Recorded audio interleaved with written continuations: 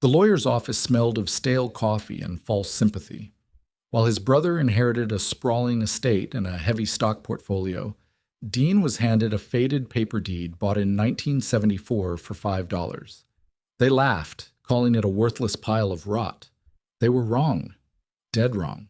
The leather chair hissed as Greg shifted his weight.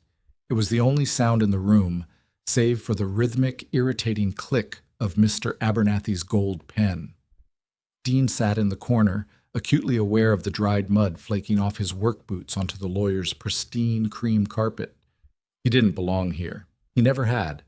Moving on to the secondary assets, Mr. Abernathy said, his voice flat, devoid of the warmth one might expect when discussing a dead man's final wishes.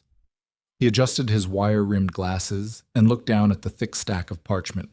Henry Caldwell had not been a warm man. He was a recluse, a hardened old mechanic who smelled perpetually of motor oil and cheap tobacco, a man who retreated to the jagged peaks of the Cascades 30 years ago and rarely came down.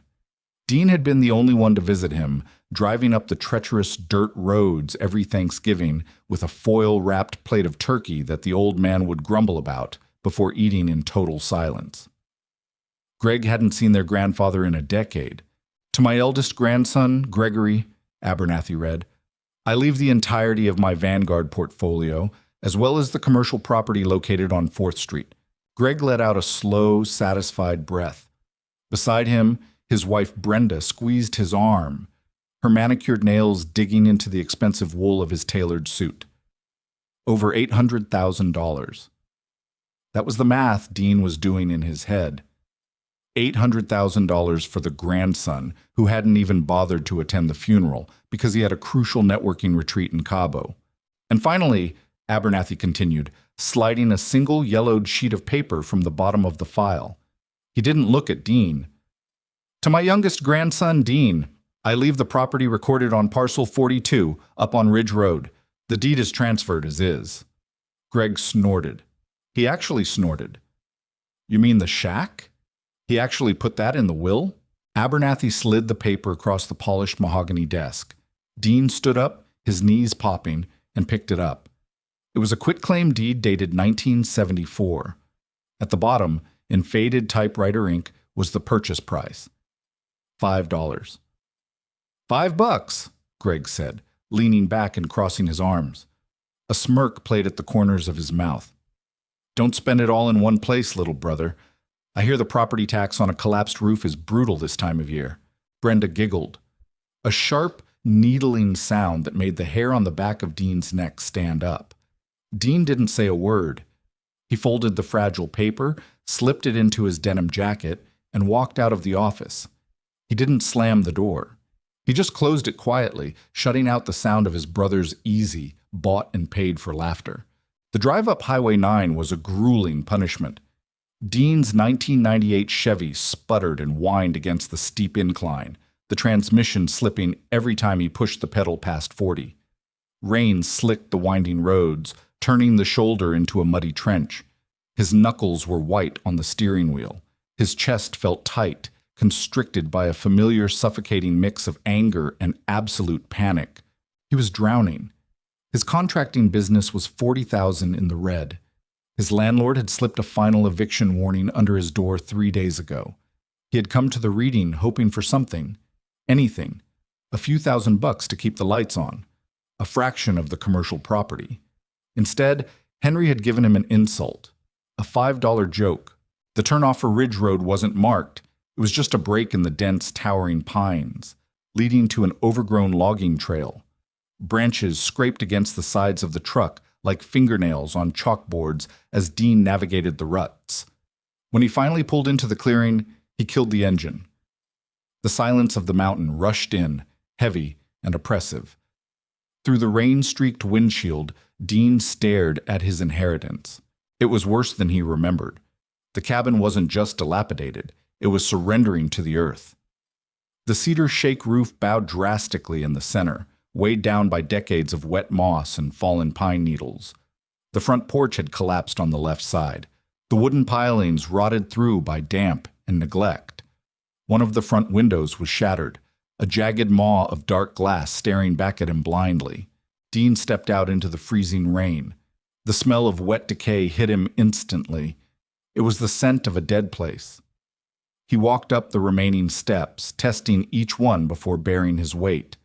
The front door was secured with a heavy rusted master lock. Dean didn't have a key. Abernathy hadn't given him one. Shivering, Dean went back to the truck, grabbed a heavy crowbar from the bed, and marched back to the door. He wedged the iron bar into the door frame, right behind the strike plate, and threw his weight against it.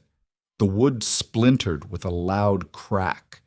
He heaved again, a raw grunt tearing from his throat, pouring every ounce of his frustration, his debt, and his brother's smug laughter into the motion.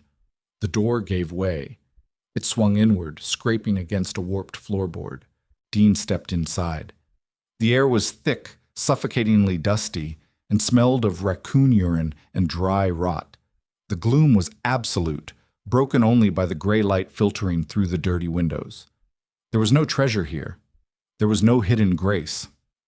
Just a pile of garbage left by a bitter old man who had died exactly as he lived, alone, surrounded by ruin. Dean dropped the crowbar. It clattered loudly against the floor. He leaned against the damp wall and slid down until he hit the floorboards, burying his face in his rough, calloused hands. Dean didn't go back to the city. There was nothing waiting for him there but a stack of bills and an empty apartment. He slept in the cab of his truck that first night, bundled in a sleeping bag, listening to the rain hammer the metal roof. When dawn broke, the sky was the color of a bruised plum. Dean uncurled his stiff limbs, his back aching from the truck's bench seat. He drank a lukewarm thermos of coffee, staring at the cabin. The anger from yesterday had burned down to a cold, hard cinder in his gut. If he couldn't live in it, and he couldn't sell it as a home, he would strip it. The land itself was practically worthless. It was zoned purely for recreation, entirely off the grid, with no mineral or timber rights. But the raw materials in the cabin might fetch a few $100 at a salvage yard. Old growth timber, scrap iron, copper wiring if Henry had ever bothered to install a generator. It was menial, degrading work, but it was better than waiting for the bank to freeze his accounts. He pulled his tool belt on, loaded his arms with heavy-duty contractor bags, and went back inside. The daylight revealed the full extent of the squalor. The living room was a graveyard of ruined furniture. A threadbare sofa sat in the center, its cushions chewed to ribbons by nesting rodents. Stacks of yellowed newspapers, warped by moisture, formed haphazard towers against the walls. Henry had been a hoarder, though a highly disorganized one. Dean started with the trash. He worked mechanically, his mind mercifully blank as he shoveled debris into the black plastic bags. Dust plumed into the air, coating the back of his throat with a taste like chalk and dry earth. He tore down rotting curtains. He dragged the ruined sofa out onto the porch, his shoulders burning with the effort. By noon, the living room was empty, save for the dirt and the gouges in the floorboards. It yielded nothing, not a single copper pipe, no hidden coffee cans stuffed with cash, just spiderwebs and mouse droppings. He moved to the back of the house, to what had served as Henry's bedroom and kitchen combined. The space was dominated by two things: a sagging, iron-framed bed and a massive cast-iron wood stove that sat in the far corner. The stove was a beast, easily weighing 400 pounds, connected to a rusted flue that disappeared into the ceiling. Dean approached the bed first. He flipped the stained mattress. Nothing. He pried up the loose floorboards near the closet. Nothing but dirt and the mummified corpse of a squirrel. The cynical voice in his head grew louder, sounding remarkably like Greg. "You're digging through trash, Dean. You're exactly where you belong. At the bottom." He turned his attention to the wood stove. The cast iron was thick and heavily oxidized, rough to the touch. If he could get it out, a scrapyard would pay by the pound. It wasn't much, but it was gas money. He grabbed his crowbar and knelt beside the stove. He shoved the flat edge under the front leg and pushed down, intending to rock the heavy appliance backward to slide a moving dolly underneath. He applied pressure. The stove didn't budge. Dean grunted, wiping sweat from his forehead with the back of a filthy hand. He adjusted his grip and threw his entire body weight onto the bar. Crack. It wasn't the stove that gave way. It was the floor. The floorboards directly in front of the stove buckled and snapped upward, sending a shower of splinters into the air. Dean lost his balance and fell backward, landing hard on his elbows. He cursed, a sharp, bitter sound in the empty room, and scrambled back to his feet. He looked down. The wood he had broken wasn't a solid floorboard. It was a thin veneer, a cheap piece of laminate painted to look like the surrounding aged pine. Frowning, Dean knelt. He pulled the shattered pieces of wood aside, tossing them over his shoulder. Underneath the veneer, there was no dirt crawl space. There was no joist. There was concrete. Dean brushed the thick layer of dust away with his gloved hand. It was a solid, smooth pad of poured concrete, about 3 feet square, positioned directly beneath and in front of the massive stove. It made zero structural sense.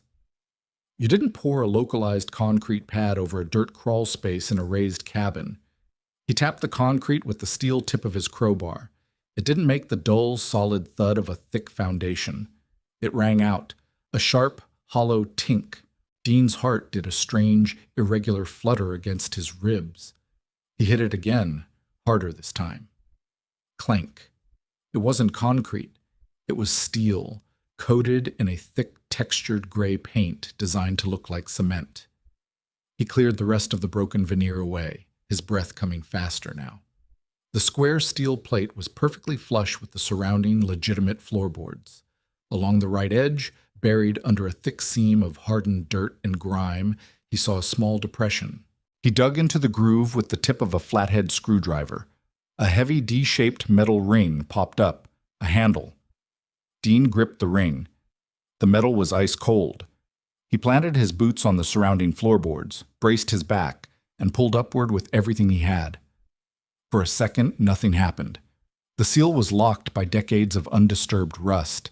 Then, with a horrific screech of metal grinding against metal, the heavy plate shifted. A draft of air hit his face.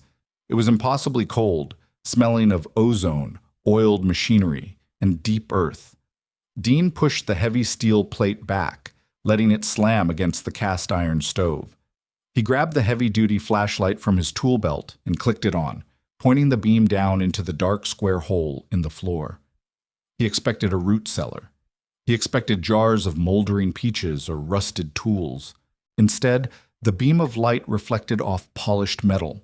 A steep, narrow aluminum ladder descended into a subterranean space lined with thick, industrial-grade concrete walls. And stacked against the far wall, illuminated by the harsh white LED of his flashlight, were dozens of heavy olive-drab metal crates. Stenciled across the side of the nearest crate, in faded yellow military lettering, were the words, U.S. Department of Defense, Surplus Reserve. Dean stared down into the abyss. His grandfather hadn't been a hoarder. He had been a vault keeper. Dean's boots hit the concrete floor with a dull, heavy thud. The air down here was vastly different from the rotting cabin above. It was dry, aggressively filtered, and bitterly cold. He swept the flashlight beam in a slow arc, the white glare cutting through the pitch-black space. It wasn't a crawl space. It was a reinforced bunker, roughly 20 by 20 feet, walled in cinder block and sealed with a heavy layer of industrial waterproofing. Against the far wall, a manual air filtration crank sat next to a rack of heavy-duty desiccant tubs, their chemical beads entirely saturated. Henry had built a fortress beneath the floorboards, but Dean's eyes kept returning to the center of the room, the crates. There were exactly 40 of them, stacked too high, perfectly aligned on heavy wooden pallets to keep them off the concrete. They were olive drab, bound with thick steel strapping that had only just begun to show the orange dusting of rust. Dean approached the nearest stack. His breathing was loud in the suffocating silence. He ran a gloved hand over the stenciled yellow lettering. U.S. Depth of Defense, Surplus Reserve. He didn't know what the military stored in boxes this small and dense, but he knew how to open them. He climbed back up the aluminum ladder, his arms burning, and retrieved his crowbar and a pair of heavy tin snips from his tool belt. Back in the bunker, Dean wedged the snips under the steel banding of the top crate. He squeezed the handles. The thick metal fought him, biting into his palms through the leather gloves, before finally snapping with a sharp, violent tang. The band whipped away, striking the concrete wall. He cut the second band, then wedged the flat edge of his crowbar under the wooden lid. The nails screamed as they were pulled from the dry wood. Dean leveraged his shoulder against the bar, driving it downward. The lid popped off, flipping backward to clatter against the crate behind it. Dean directed his flashlight into the box. There was a thick layer of oil-soaked canvas. The smell of cosmoline, a harsh chemical preservation grease, filled the tight space, stinging his nostrils. He pinched the corner of the canvas and peeled it back. It wasn't cash. It wasn't guns. Beneath the canvas lay rows of dull, gray metal bars. They were uniform, roughly the size of thick brick pavers, and coated in a thin layer of protective oil. Dean reached down and grabbed the nearest one. His fingers slipped. He hadn't expected the sheer density of it. He braced his stance, gripped the bar with both hands, and heaved it upward. It weighed easily 60 pounds. He rested it on the edge of the crate and rubbed the oily grime away with the sleeve of his jacket. The metal beneath didn't shine like chrome, but it had a heavy, distinct luster under the flashlight beam. Deeply stamped into the center of the metal was an eagle crest surrounded by bold block lettering. U.S. Assay Office, San Francisco, 1,000 troy ounces, .999 fine silver. Dean stopped breathing. He read the stamp again. His brain scrambled to process the math. 1,000 troy ounces. Silver was hovering around $30 an ounce. That made this single, dirty brick in his hands worth roughly $30,000. He looked down into the crate. There were 4 bars in this box alone, $120,000. He raised the flashlight, sweeping the beam over the remaining 39 crates. 40 crates, 4 bars a crate, nearly $5 million in raw, untraceable bullion. His legs gave out. Dean sat down hard on the cold concrete floor, the heavy silver bar resting heavily against his thigh. He was shaking. A cold sweat broke out across the back of his neck. $5 million. It was more money than he had seen in his entire life, multiplied by 10. It was freedom. It was the end of the collection calls, the eviction notices, the grinding, endless panic that woke him up at 3 a.m. with a tight chest. "You crazy old bastard," Dean whispered into the dark. He forced himself to stand. He needed to check the rest of the bunker. In the far corner, tucked behind the last row of pallets, sat a small metal folding table. On it rested a Coleman lantern, a tin cup, and a thick, leather-bound ledger. Dean walked over, his legs feeling like lead. He opened the ledger. The pages were filled with Henry's cramped, jagged handwriting. It was a meticulous record. Dates stretching back to the late 1970s, logging bulk purchases from government surplus auctions when silver had plummeted to less than $5 an ounce. The old mechanic had poured every dime he made into tangible, heavy assets, hauling them up the mountain under the cover of night, burying them beneath the wood stove. Tucked into the back cover of the ledger was a single folded piece of loose-leaf paper. On the outside, written in thick black marker, was one word: Dean. Dean's hands trembled as he unfolded it. "Dean," the letter read, "if you are reading this, you found the bunker. That means you didn't just look at the dirt and walk away. It means you grabbed a tool and did the work. Your brother wouldn't swing a hammer if his life depended on it. He likes things shiny and easy. Let him have the paper money and the storefronts. Markets crash. Buildings burn. This is real. The quitclaim deed transfers the land and everything attached to it, above and below. Legally, the second you took that $5 paper, this became yours. Do not tell the lawyers. Do not tell your brother. Melt it down, sell it to private brokers, and fix your life. Don't be a fool with it. You were the only one who drove up the mountain. Enjoy the view. Henry." Dean stared at the letter. The bitterness that had choked him in the lawyer's office evaporated, replaced by a heavy, crushing wave of grief. Henry hadn't mocked him. He had tested him. He had given Greg the easy inheritance, knowing exactly what kind of man Greg was. But to Dean, he had given the vault. He had given him the true legacy. Dean carefully folded the letter and put it in his breast pocket. He looked back at the stacks of silver. He had a lot of heavy lifting to do. It took Dean 3 weeks to move the silver. He didn't rush. Rushing led to mistakes. He rented a heavy-duty enclosed cargo trailer and bought a motorized winch. Every night, under the cover of absolute darkness, he hauled the crates up through the floorboards, dragged them out the shattered front door, and loaded them. It was brutal, bone-breaking labor. His hands blistered, his back spasmed, and he dropped 15 pounds he didn't have to lose. But every time he secured a strap over those olive-drab crates, he felt a profound electric sense of peace. He drove the trailer to a secure, climate-controlled commercial storage facility 3 towns over. Renting the space under an LLC he set up entirely online. He took 2 bars, just 2, to a private bullion broker in the city. The broker asked 0 questions. He tested the purity, weighed the bars, and wire transferred $62,000 into Dean's empty checking account. Dean paid his back rent. He cleared his business debts. He bought a new set of tires for his truck. And then he went to work on the cabin. 6 months later, the mountain house was unrecognizable. Dean had ripped off the rotting cedar shakes and installed a dark, matte metal roof. He jacked up the sagging foundation, replaced the rotted pilings, and installed heavy double-paned windows. The interior was stripped to the studs and rebuilt with rich, untreated cedar that smelled like the surrounding forest. The massive cast-iron stove sat in the exact same spot, fully restored and radiating heat. The trapdoor was permanently sealed beneath a solid floor of engineered hardwood. He was sitting on the newly built front porch, watching the morning mist burn off the pines, when he heard the familiar crunch of tires on the logging road. Dean didn't move from his Adirondack chair.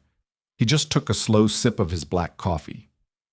A sleek silver BMW SUV crested the hill, its undercarriage scraping violently against a deep rut in the mud. The car lurched to a halt in the clearing. The driver's side door swung open, and Greg stepped out. He looked terrible. The tailored suit was gone, replaced by a wrinkled polo shirt and expensive jeans that looked entirely out of place in the woods. He looked thinner, his face drawn, the arrogant smirk replaced by a tight, desperate grimace. Greg slammed the door and stared at the cabin. His eyes darted from the new roof to the reinforced porch, landing finally on Dean. "Well," Greg said, his voice carrying a sharp edge of hysteria.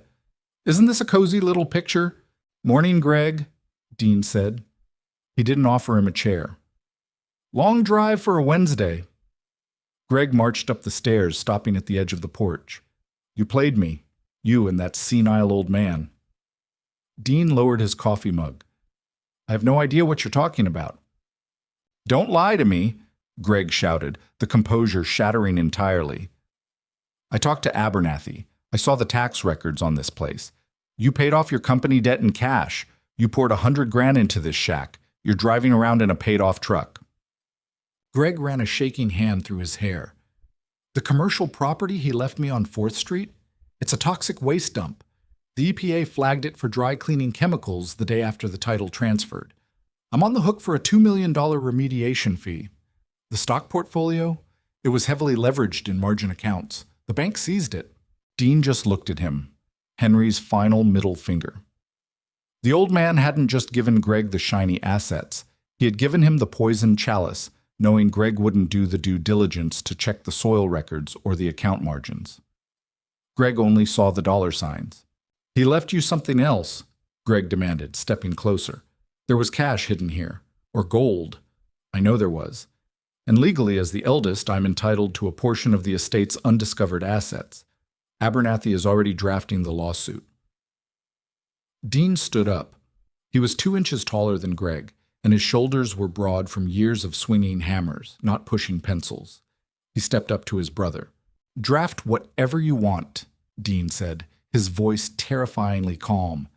The will was explicitly clear. You got the portfolio and the property. I got the deed to parcel 42, transferred as is. That means the land, the wood, the dirt, and anything buried in it. You sat in that office and laughed while I took a $5 piece of paper. You called it a collapsed roof and property tax. Greg opened his mouth to speak, but Dean cut him off. You didn't want the dirt, Greg. You didn't want to get your hands dirty. Well, I did. I cleaned up the old man's mess, and I am keeping every single thing I found. Greg stared at him, his face pale, his jaw trembling. He looked past Dean, into the warm, beautifully restored cabin. He realized in that crushing moment that he had nothing. The lawyer couldn't save him. The bluff wouldn't work. The mountain had already been claimed. Without another word, Greg turned around. He walked back to his dented BMW, got in, and threw it in reverse. Dean watched the SUV disappear down the muddy trail, the engine whining in protest. When the sound of the car finally faded, the mountain silence returned, deep and absolute. Dean sat back down in his chair. He looked out over the jagged peaks of the Cascades, feeling the warmth of the sun break through the clouds. He took a sip of his coffee. It tasted perfect. Sometimes the greatest inheritance isn't handed to you on a silver platter. It's buried beneath a lifetime of dirt, waiting for the only person willing to dig. Henry's final test proved that real wealth belongs to those who know its weight. If this story of brutal karma and hidden truth hit home for you, drop a comment below on what you would do with that bunker. Don't forget to like, share, and subscribe to the channel for more incredible stories.